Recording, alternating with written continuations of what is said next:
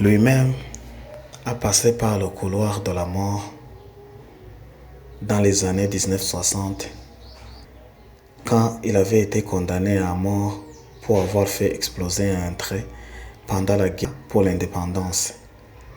Sa peine a été ensuite commuée en 10 ans de prison. Le président zimbabwe, Emmerson Mnangagwa, a approuvé une loi qui abolit la peine de mort dans cet État d'Afrique australe avec effet immédiat. L'Organisation de défense des droits de l'homme Amnesty a salué cette décision comme une lueur d'espoir pour le mouvement abolitionniste dans la région, mais a regretté que la peine de mort puisse être rétablie pendant un état d'urgence. La décision de Mnangagwa intervient après que le Parlement zimbabwéen a voté plus tôt en décembre pour abolir la peine de mort. Le Zimbabwe a procédé pour la dernière fois à une exécution par pendaison en 2005.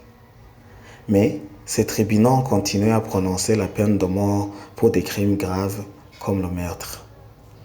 Environ 60 personnes se trouvaient dans le couloir de la mort à la fin de 2023, selon Amnesty.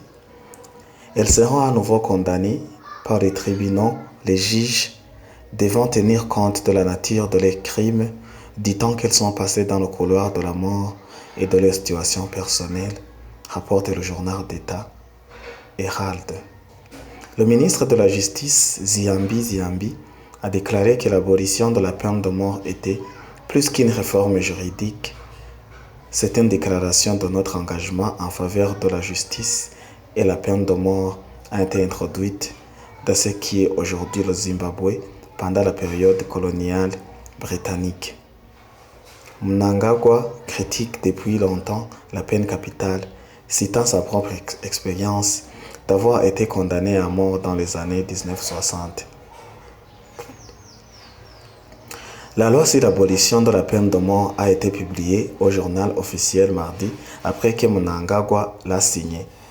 Amnesty a déclaré que cette mesure n'était pas seulement un grand progrès pour le Zimbabwe, mais aussi une étape majeure dans les efforts internationaux pour mettre fin à ce châtiment cruel, inhumain et dégradant.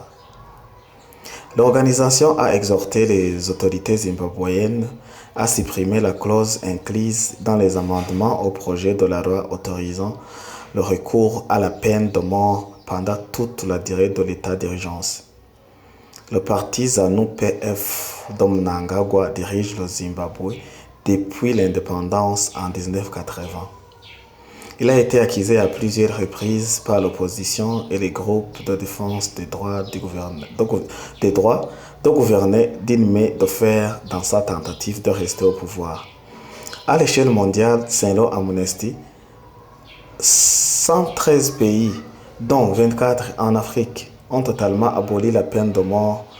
Les 5 pays ayant procédé au plus grand nombre d'exécutions en 2023 étaient la Chine, l'Iran, l'Arabie Saoudite, la Somalie et les États-Unis, a ajouté l'Organisation de défense des droits de l'homme. C'est une offre de soulagement pour le peuple zimbabwéen et pour le monde entier.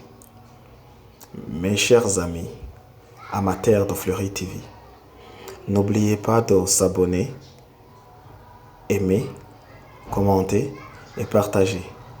À bientôt.